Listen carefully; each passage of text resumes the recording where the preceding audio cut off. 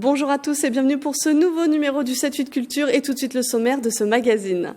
D'Elancourt à Montigny-le-Bretonneux, de Saint-Germain-en-Laye à La Verrière, les saisons 2019-2020 se dévoilent dans ce premier numéro spécial qui leur est entièrement consacré. De la musique, du théâtre, de la danse, 8 salles yvelinoises nous présentent leur rendez-vous à venir. Et on débute du côté d'Elancourt, 42 dates du 28 septembre au 15 mai. Le Prisme poursuit son orientation tout public. La salle propose une saison 2019-2020 tournée vers l'éclectisme. Éclectisme des styles, éclectisme des âges, le point sur les principaux rendez-vous.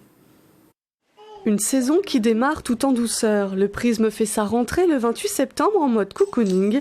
Un premier rendez-vous pour les enfants de 6 semaines à 2 ans et demi. Pour cette nouvelle saison, 10 dates sont destinées aux plus jeunes.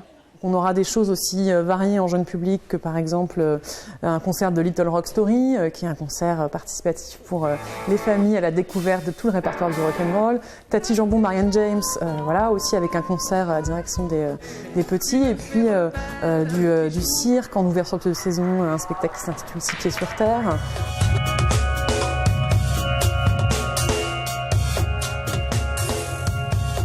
Des spectacles pour tous les âges et une présentation regroupant tous les styles, du jazz, du classique ou de la pop.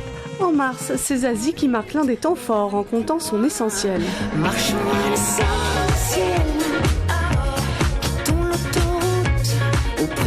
Kéron, Verino, Rukata Ouedraogo et Lise Moon, le Prisme vous invite à rire avec eux. 8 dates sont dédiées à l'humour, à la comédie. Le mot qui caractérise cette saison, ou les deux mots, c'est oser rentrer. Oser venir prendre des éléments culturels, oser venir au théâtre, oser venir au cinéma, oser venir dans un lieu culturel. Le Prisme rentre dans cette logique. Extrêmement divers, éclectique, avec toute forme de spectacle et de culture qui cohabitent. Voilà, à l'image aussi de la population. L'idée, c'est que chacun puisse trouver à un moment donné un rendez-vous culturel et artistique qui lui corresponde, qui lui donne envie de venir au Prisme à un moment donné de l'année. Et s'il ne fallait pas rater une date au Prisme, on vous oriente vers une œuvre moliérisée. La machine de Turing revient sur la personnalité complexe d'Alan Turing, l'inventeur de l'ordinateur moderne. De septembre à mai, il y en aura pour tout le monde à Montigny-le-Bretonneux avec une quarantaine de rendez-vous. La ville mise sur des valeurs sûres et la jeunesse, de Patrick Bosso à Tom Sawyer. La saison vous invite à entrer tous en scène. À l'image du banquet de Mathilde Amé, c'est une saison joyeuse et déchaînée qui attend Montigny-le-Bretonneux. Avec 38 spectacles programmés, la ville a choisi de miser sur la surprise. Il y a cette recherche, en tout cas, aussi de pouvoir attirer un public plus jeune. On a aussi beaucoup misé sur du burlesque cette année, je pense notamment au banquet. Que Mathilde Amé présentait elle-même comme une œuvre théâtrale non identifiée. Des valeurs sûres et des prises de risques, du rire avec Pablo Mira et Patrick Bosso, de la musique avec Grand Corps Malade et de la magie. Le roi du transformisme, Arturo Brachetti, s'arrête à la ferme du Manet en février. La priorité, c'est quand même avant tout de faire plaisir aux gens. Avec l'expérience, avec les années, on sait aujourd'hui ce que les gens ont comme desiderata. Mais néanmoins, ceci ne nous empêche pas, chaque année, d'essayer de mettre en place des spectacles différents, parfois surprenants, c'est le cas cette année. Et des moments d'émotion aussi. Le 11 mars, Richard Berry fait ses plaidoiries, celles de grandes affaires judiciaires, du procès de Bobigny à celui de Véronique Courgeot. On cherche d'abord à s'approcher de la vérité. C'est un moment exceptionnel. Il y a une prestation de comédiens qui est absolument extraordinaire, une mise en scène qui l'est tout aussi. Des spectacles familiaux vont aussi rythmer la saison. La salle Jacques Brel et la ferme du Manet vous attendent dès le 29 septembre pour une saison éclectique. Partir à la découverte de l'autre, se connecter au monde, mais aussi à soi-même. Avec ses 61 spectacles programmés de septembre à juin, la scène nationale vous emmène à la rencontre des artistes de tous horizons. Lionel Masseta, bonjour. Bonsoir. Vous êtes le directeur du théâtre de Saint-Quentin-en-Yvelines et avec votre nouvelle saison, vous souhaitez notamment faire découvrir des artistes parfois peu connus du grand public. Il y a les deux missions, il y a et notamment dans cette mission d'aide à la création, cette mission de suivi des artistes qui sont un peu peu plus connus, mais qu'on a suivis depuis et qu'on a découvert il y a quelques années. Et puis l'aide aux nouveaux venus, parce que je crois que le renouvellement des générations artistiques est important, mais il est aussi important de soutenir les artistes qui sont déjà installés dans la place. Alors dans les peu connus, on pourrait peut-être citer un certain Monsieur Tokbar, c'est à voir en famille et ça se passe du 16 au 18 janvier 2020. Ouais, c'est peu connu du grand public et pourtant c'est une compagnie absolument mythique. Le Turac Théâtre qui tourne depuis un peu plus de 20 ans en France et internationalement. Ils ont créé un monde un pays qui s'appelle la Thuraki. Et en fait, absolument toute leur création se passe en Thuraki. Et en Thuraki, tout est possible, notamment le recyclage d'objets usuellement utilisés au quotidien. Et cette réutilisation, en fait, ce détournement des objets nous fait voir la Thuraki comme un pays totalement à part. Alors que tout ce qu'on a sous les yeux, ce sont des choses que l'on a sous les yeux quotidiennement. Et donc, exemple, peut-être avec un extrait avant d'en parler. On peut regarder.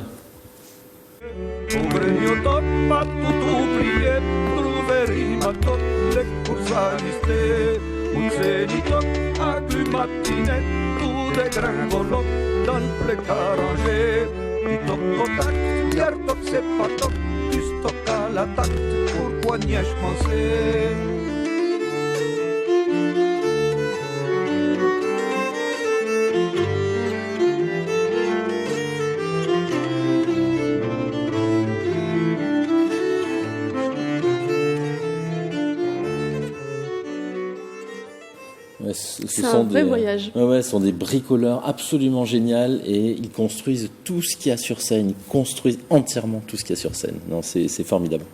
Alors la saison débute le 20 septembre, ça commence pas le 20 janvier chez vous. À la mise en scène, il y a Cyril Teste et sur scène, Morgane Lloyd-Sicard, Frédéric Pirot et une certaine Isabelle Adjani. 4 dates sont proposées pour une œuvre d'un ancien artiste en résidence.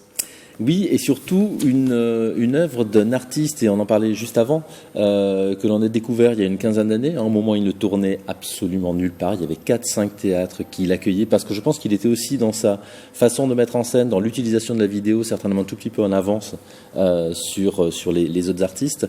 Donc on l'a accueilli, moi je l'ai accueilli dans d'autres lieux, dans d'autres contrées, il y a quelques années. Quand je suis arrivé à Saint-Quentin, il a été artiste associé. Et puis il a créé une œuvre qui s'appelle Nobody, qui a énormément tourné. Ça a été un déclenchement. Puis ensuite, il a enchaîné avec Festen, une adaptation de Festen. Et là, Isabelle Adjani a vu ces 2 pièces. Elle l'a contacté d'abord par Facebook. Et puis elle allait le voir en loge lorsqu'il jouait à Lille. Et elle a dit, je veux absolument travailler avec vous. Il a hésité un tout petit peu. Et puis, comme c'est souvent le cas quand Isabelle Adjani vous propose une collaboration, vous réfléchissez et puis vous dites oui à la fin.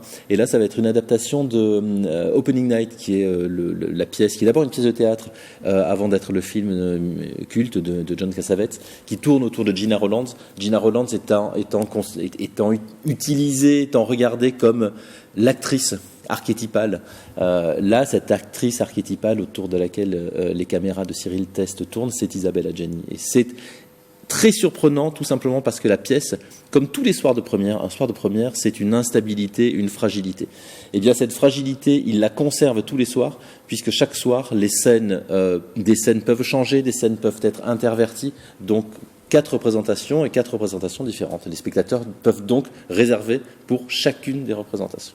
Du théâtre, on l'a vu tout à l'heure, mais il y a aussi une large page musicale. 16 rendez-vous programmés, parmi eux, Jeanne Haddad et Kerry James. Kerry James qui revient. Oui, qui revient, et une fois de plus de façon atypique. C'est-à-dire que on l'avait programmé il y a 2 ans, me semble-t-il, il y a 2 saisons, autour d'une pièce qu'il avait écrite, qui s'appelait Avif. Là, il était donc comédien, il était surprenant parce que l'écriture était formidable, ça on le savait qu'il savait écrire, mais il savait aussi jouer. Et là, on l'accueille non pas avec la grosse machine derrière lui, mais en concert acoustique, ce qui permet aussi d'écouter, d'entendre totalement ses textes. Donc ceux qui l'écoutent avec le gros boom boom derrière vont peut-être redécouvrir des textes. Ceux pour qui le rap, c'est pas de la musique et ce n'est pas de l'écriture, pourront venir se convaincre du contraire. Alors, parmi toutes les dates que vous proposez, certaines ont particulièrement retenu votre attention. Elles sont 4. On va commencer avec la première. Je ne sais pas si on aura le temps de faire les 4. C'est le collectif Night Shot avec un titre de pièce très long, mais qui s'appelle « La très bouleversante confession de l'homme qui a abattu le plus grand fils de pute que la terre ait porté ». Pourquoi cette pièce ? Pourquoi cette pièce ? Parce que cette pièce autour de l'opération, je me souviens plus comment s'appelle cette opération, qui a été l'opération pour prendre et pour tuer Ben Laden, est une façon de travailler sur la façon dont la culture américaine est toujours présente et nous nourrit. C'est-à-dire qu'on déteste l'Amérique, qu'on aime l'Amérique, peu importe, on est biberonné par la culture américaine au quotidien. Donc c'est à travers cette histoire-là une façon d'avoir de prendre un tout petit peu de recul sur cette question-là. Et surtout, et ce sur quoi j'insiste, c'est que il est possible sur scène d'avoir du théâtre d'action. C'est assez rare, et là c'est assez bluffant.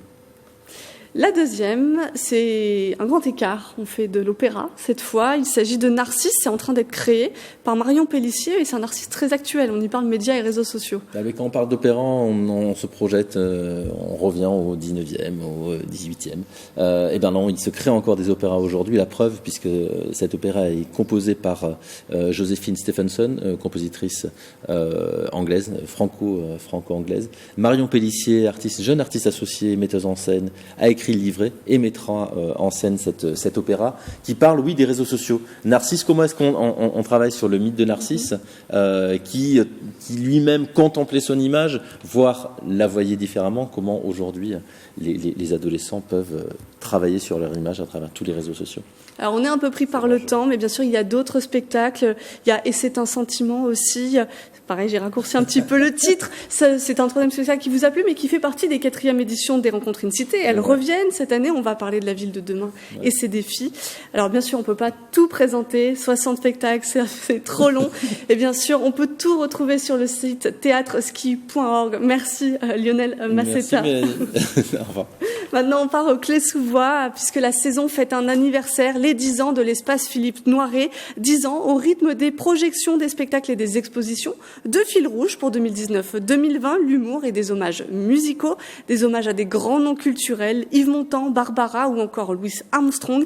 Du côté de l'humour, c'est Fabrice Eboué qui montera sur la scène clétienne le 21 novembre. Un mot du directeur de la culture de la ville avant de découvrir un extrait d'un coup de cœur de la programmation Réfugié poétique, l'histoire d'un vagabond qui choisit un coin de rue comme refuge provisoire.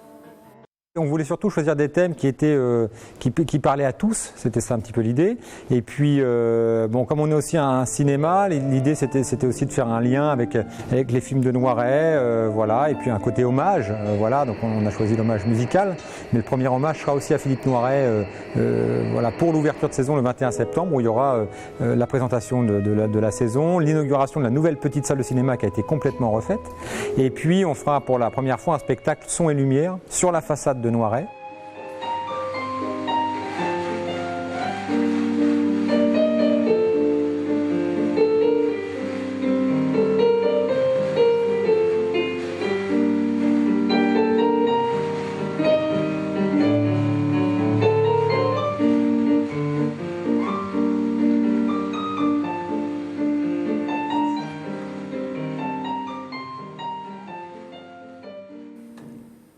De la musique actuelle venue des 4 continents, du cirque, du théâtre. Pour sa saison 2019-2020, la Meurice propose une trentaine de dates, des habitués de Déclic Théâtre au coup de cœur de la programmation, une plongée dans les rendez-vous à venir. Des têtes d'affiche pour tous les styles. À la Meurice de Trappes, la programmation s'adresse à tous, petits comme grands, amoureux de chansons françaises ou de fado. Notre public est différent, certains écoutent du rock, d'autres du fado, d'autres voilà, de la musique du monde, et puis du reggae, du rock, de la chanson française. Donc oui, notre programmation se destine au niveau musical le plus large possible. On a de la musique classique également. C'est du côté de la musique qu'on trouve le coup de cœur de la programmation. Suzanne, révélation de la scène française, qualifiée d'incroyable par la Meurice.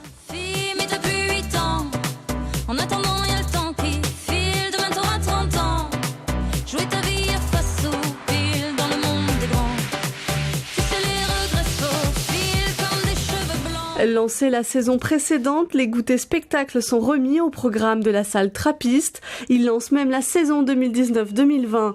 Le 5 octobre, les Spécimens présentent une satire burlesque du monde du cirque.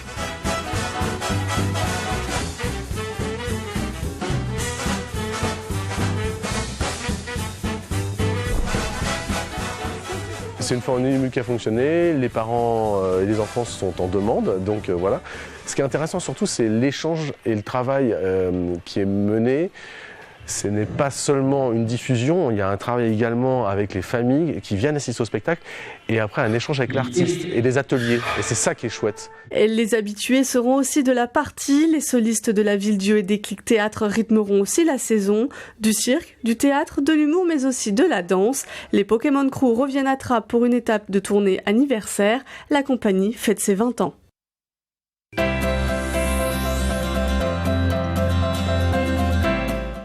Une saison éclectique au théâtre Alexandre Dumas de Saint-Germain-en-Laye. On vous accueille pour la saison 2019-2020 en théâtre, en musique et en danse. Et pour découvrir ce qui vous attend dès la rentrée, nous accueille au sein même du théâtre sa directrice Sophie Bauer. Bonjour. Bonjour. Alors la saison commence chez vous en octobre avec une pièce qui a connu un triomphe depuis sa première en 2010. Alors, on le précise, la distribution a un peu changé, mais l'effet des textes de Mathieu Delaporte et Alexandre de la Patelière est toujours présent. Je parle bien sûr du prénom. Exactement, grand film, grand spectacle, franc succès public, mais effectivement Bernard Murat, le metteur en scène, a eu l'audace de remonter ce spectacle avec Florent Père, notamment dans un des rôles principaux, et c'est vraiment un pari réussi. Les comédiens sont bourrés d'énergie, ils prennent un plaisir immense à être sur scène, et l'effet surprise de ce prénom reste tout à fait intact, même quand on connaît très bien la narration. On peut revenir le voir si on a déjà vu l'histoire. Exactement, on s'en lasse pas, tout à fait. Moi j'ai le sens des mots et de leur portée. Mais je t'emmerde! J'appelle mon fils comme je veux! Justement, non! Je suis désolée, mais je n'ai pas de cours de prénom à recevoir de quelqu'un qui appelle ses enfants Paula et Myrtille! Alors en théâtre toujours, on retrouve aussi deux visages connus de la 6e chaîne, Lionel Astier et Frédéric Bourali, qui eux cherchent à trouver deux mensonges, une vérité, et on part très loin. On part très loin, ne cherchons jamais à essayer de surprendre un conjoint que l'on croit connaître par cœur. Donc voilà, ce couple d'une 50aine d'années va se redécouvrir. C'est assez rocambolesque dans l'histoire et c'est vrai que les deux comédiens sont fabuleux également. Mention coup de cœur pour Lionel Astier. Qui ont en plus deux personnages complètement différents, un cabotinaire, un plus péchu. Alors il y a des moments drôles dans votre saison, bien sûr, mais il y a aussi des moments très forts avec une pièce sur la mémoire une autre sur l'occupation. Alors l'occupation avec un O majuscule. Exactement. La mémoire, effectivement, nous allons retrouver Patrick Chenet dans un grand rôle avec Tu te souviendras de moi qui aborde le thème de la maladie d'Alzheimer. Patrick Chenet incarne un grand professeur d'université qui peu à peu va perdre la mémoire. Il n'oublie cependant pas l'homme qu'il est et qu'il a été. C'est une pièce extrêmement touchante dans laquelle il joue avec sa fille. Donc on aura également un franc succès. L'occupation, à comprendre comme une occupation mentale, puisque Romane Boringer, seule en scène, interprète une femme obsessionnellement jalouse de sa rivale. C'est un texte d'Annie Ernaux. On sait une plume féminine au scalpel. C'est un langage un peu cru, mais rempli d'autodérision également. Un très beau spectacle avec une belle comédienne. Alors là, on a parlé beaucoup de théâtre, mais à Alexandre Dumas, c'est aussi de la musique, avec là encore de l'éclectisme. Tout à fait. C'est vrai qu'on a accentué la programmation musicale, notamment avec 3 concerts, qui est notre parcours concert en Lé majeur. C'est un nom que nous avons trouvé pour caractériser cet événement. C'est 3 rendez-vous sous forme de récital, avec 3 pianistes, je dirais jeunes, une vingtaine d'années, mais déjà connus de par le monde, intégrant les grands ensembles, les grands orchestres, des artistes qui ont été repérés, notamment à l'Opéra national de Paris, qui s'arrêtent chez nous pour 3 dates. C'est mécéné par Patrick Petit, mécène musical de Saint-Germain-en-Laye, qui nous fait vraiment l'honneur d'accueillir et de programmer ces 3 artistes. À découvrir sous forme d'un tarif préférentiel également. Alexandre Kotorov notamment sera des nôtres au mois de janvier. De la musique du monde, avec un coup de cœur, Fatoumata Diawara, qui est une belle actualité actuellement, chanteuse africaine, originaire du Mali, qui mixte les sons maliens avec du jazz, du blues, que nous coprogrammons avec La Clé, SMAC de Saint-Germain-en-Laye, puisque nous aimons découvrir ensemble des pépites que nous proposons au public.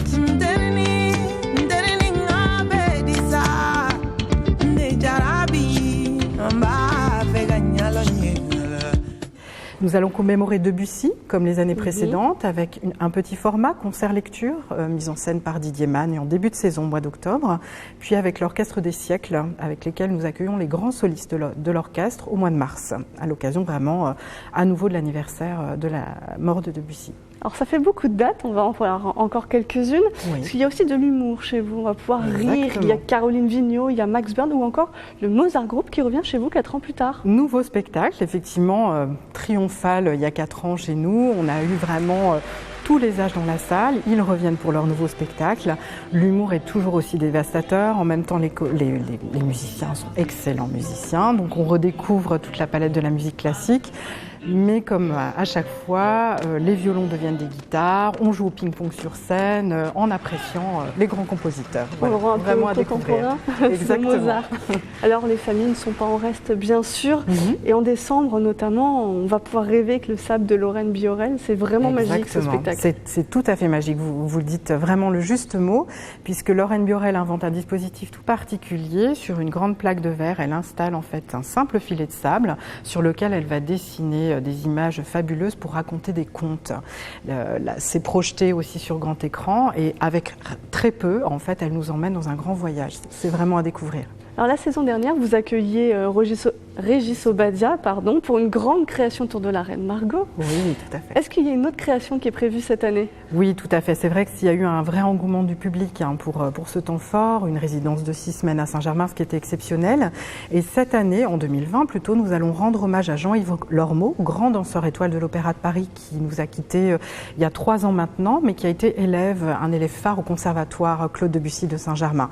Grande soirée hommage, parrainée par les danseurs de l'Opéra de Paris et des grands chorégraphes comme Elisabeth Blattel, notamment, qui sera là. De l'école de danse de l'Opéra de Paris. Exactement, qui sera présente parmi nous. Donc on retrouvera des extraits des grandes écritures chorégraphiques, Gisèle, Roméo et Juliette, mais également une petite création d'un quart d'heure par les danseurs de l'Opéra pour lui rendre hommage. Ça sera l'occasion de découvrir l'univers de la danse et son excellence aussi, puisque vous pourrez interroger les danseurs sur leur métier.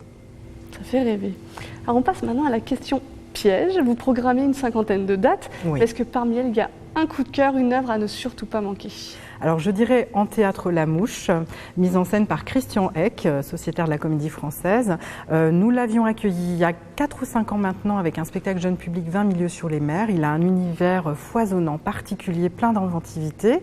Et là, vous connaissez le film de Cronenberg des années 80, il va en donner une mise en scène. Les répétitions vont commencer cet été et on attend vraiment avec impatience le résultat final, puisque cet homme se transformera en mouche. Comment rendre ça au théâtre? C'est toute la question, mais je ne doute pas qu'il trouvera des réponses incroyables. Merci Sophie Bauer. Alors la saison du TAD débute le 9 octobre. Pour être sûr de ne rien rater, direction le site internet.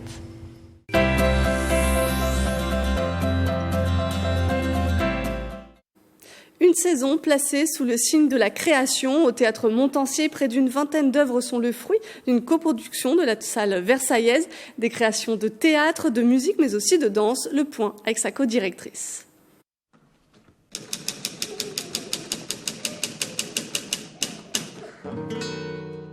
André et Dorine, un spectacle visuel étonnant. 3 comédiens jouent plus de 15 personnages sans prononcer un seul mot. Le coup de cœur du Théâtre Montansier. C'est assez étonnant de se rendre compte de quelle manière le théâtre visuel permet de raconter une histoire sans mots. À Versailles, la saison débute en septembre avec un habitué. Thomas Fersen revient au Théâtre Montansier pour une création. Création, le mot d'ordre, avec 17 nouveautés. Le Montansier, outre de présenter les spectacles dans le cadre de contrats de cession, a soutenu les compagnies financièrement pour réussir à monter ces projets. Et donc on s'est associé d'une part à des très grands metteurs en scène, très repérés, et d'autre part à des artistes émergents à qui on permet de réaliser leurs projets et de monter leurs œuvres. Des mises en scène contemporaines d'œuvres classiques, la saison sera rythmée par Molière, William Shakespeare, Georges Feydeau, Honoré de Balzac ou encore Victor Hugo. Nous, on pense qu'au théâtre, c'est le lieu du texte. Et donc, c'est important de faire entendre ces pièces, par exemple le Ruy Blas, monté par Yves Bonnen, que l'on coproduit avec les fêtes nocturnes de Grignan. On va entendre un grand Victor Hugo qui n'est pas monté si souvent. La scène versaillaise accueillera aussi des grands noms de la danse. Les Italiens de l'Opéra de Paris interpréteront plusieurs extraits du répertoire de l'institution. Jean-Claude Galota mettra en scène 30 enfants de 12 à 17 ans. Le Théâtre Montansier connaîtra aussi une nouveauté.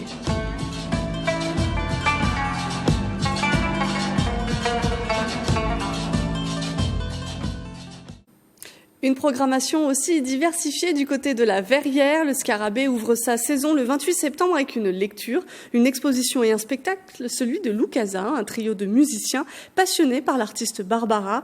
Des partenariats avec la Mission Danse et les itinéraires poétiques vont aussi rythmer la saison. Un mot de sa directrice avant de nous intéresser au groupe qui fait l'ouverture. Nous accueillerons tous les mois, tous les derniers samedis du mois, des lectures avec le Théâtre du Sable à écoute en famille. Nous accueillerons toute l'année des expositions et donc des spectacles de chansons également, puisqu'on garde la veine de chansons du Scarabée, de musique du monde, avec de la chanson kabyle par exemple au mois de décembre. Et puis aussi une programmation très éclectique avec également du théâtre, de la poésie et une saison de spectacles jeune public également très variés avec de la danse, de la marionnette. Tous les passants s'en sont allés, mais toi plus têtu que la pierre, tu n'as pas quitté la rivière ni la colline aux fleurs de mai. Tu gardes le feu, la table, la rose et le sirop d'érable comme autant des très lourds secrets. Certaines saisons seront dévoilées à la rentrée 2019. C'est le cas de la Lanterne. La salle Rambolitaine vous invite à la découverte de ces rendez-vous le 14 septembre prochain. C'est un samedi à 20h. Sont déjà connus Frédéric Mitterrand, Isabelle Carré et Bernard Campan dans la dégustation ou encore Rock Voisine en acoustique.